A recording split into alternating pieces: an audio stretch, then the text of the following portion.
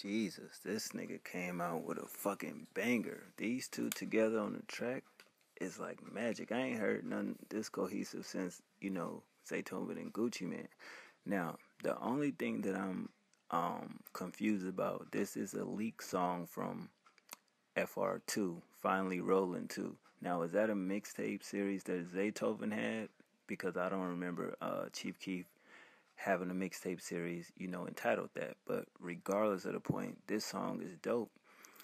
He's very coherent, and if you listen to him, he got some little good bars in there, some good punchlines, you know what I mean? Some good lyrics in there, funny little metaphors and shit like that. But at the same time, the thing that stood out to me, not that it's a banger, because this is a banger, it's probably one of the best Chief Keef songs I've heard, out of the other three that he put out. This shit is like, goddamn, he's woken up. But I'm calling it a Soulja Boy diss. Not the whole song, but the shot he took at him. The nigga said, you wake up, turn your swag on. I wake up, turn my heat on. You a lame ass duck nigga. Nigga, you a peon.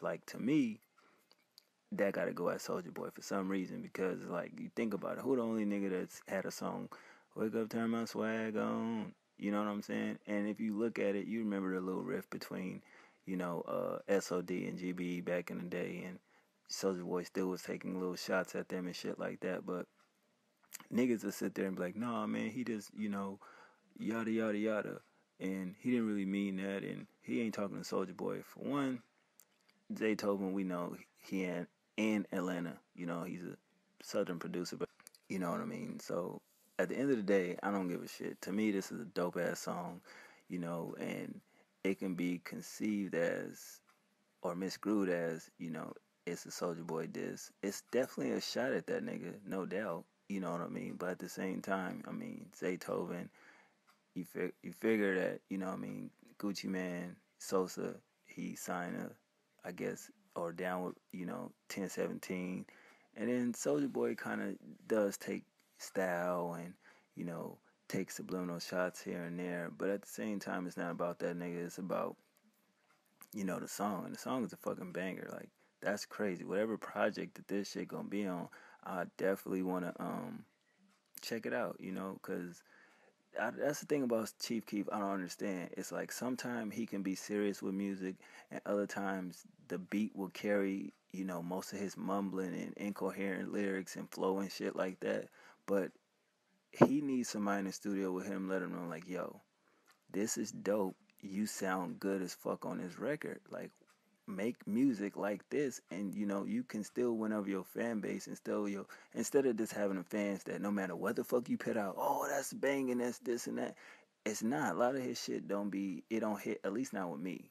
You know what I'm saying? And you figure he like what, 20 years old, I think maybe 20, 21, whatever.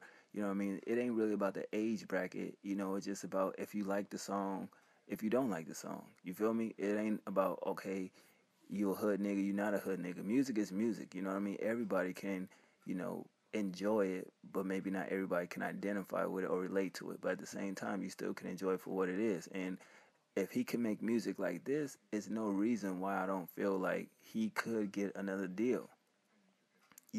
Of course, his first album, classic, hands down. I don't know what the fuck wrong with Young Chop talking about. He gonna release, an album talking about Finally Rich 2 without Chief Keef. Like, why would you tarnish something that's so, legendary in a sense? But that's, to be honest, the case. But what I'm saying is, if Chief Keef can find his niche, I mean, he touring, lightweight tours and shit like that. And that's cool too, but I mean, if you put out, like, say if this nigga had a run like Future just had, you know what I mean, a resurgence of, energy like he had when he first, got discovered and shit like that. You know what I mean? From back in the day when he was fucking with DJ Ken and all shit like that. That would be epic in a sense, because a lot of people don't look at Chief Keef like that, because at the same time, it's like he'd have something and then he wouldn't care no more. He'd just throw out anything. And it's like all the delays with mixtapes and pushbacks and all this type of shit. it's still confusing to me. How do you push back a mixtape? I mean, even if you put it on websites, is it some kind of deal where you pay them to put your product up there, or is it the producers that's lagging and you can't get a sample cleared, or whatever the case may be? It's so many bodies of work that he says he has, and if you really have all these songs in the stash, I get anything that had to do with Interscope. You don't own that. You know, he doesn't own that. That's the label shit. I get that. But since you left them alone, I'm quite sure now anything you do, that's on you. So if you really have all these songs in his stash, you know, I just feel like he should deliver on, you know, his projects. He needs to bring a A&R in there, you know, not really a known one, but just somebody that's been in the music business, you know what I mean, that know music, that can put these projects together. Like, look at Gucci, man. Look how many projects he put out, and he fucking been in jail. He has an incredible team. I just feel like Chief Keef needs to find him a great team to get around. Because even if he independent, he still can make money and still can tour and do merch and do everything he need to do. But his projects need to be cohesive to where it's undeniable. And I think if he had somebody that really can A&R a lot of his shit, like, nah, this shit, you know, that don't need to be on the project, you know, take that one out, put this in, change this around. And as a mixtape, you know, circuit, it ain't really nobody you can really say that just had, you know, a run of classic material like, you know, 50, Wayne, who else you want to say?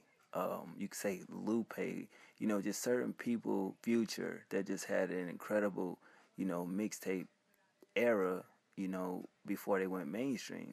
You know, because sometimes you do got to go back to the past to bring something to the future, if you get what I'm saying. But if he gonna continue to do music like this, I definitely feel like, you know, his name should be brought up a lot more. You know, it's still debatable, like, who invented drill music, or who's really the king of Chicago. All this crazy shit when it doesn't matter. It's about the music. Look at every artist from Chicago that's, I guess, popping. None of the motherfuckers that's a local still that just be on YouTube and dumb shit like that. I'm just talking about the known ones like Chief Keef, Lil Durk. You could throw SD out there, King Louis, Lil Bibby, G Herbo. You know, people like that. Montana 300. It's like, who really thriving and who really ain't.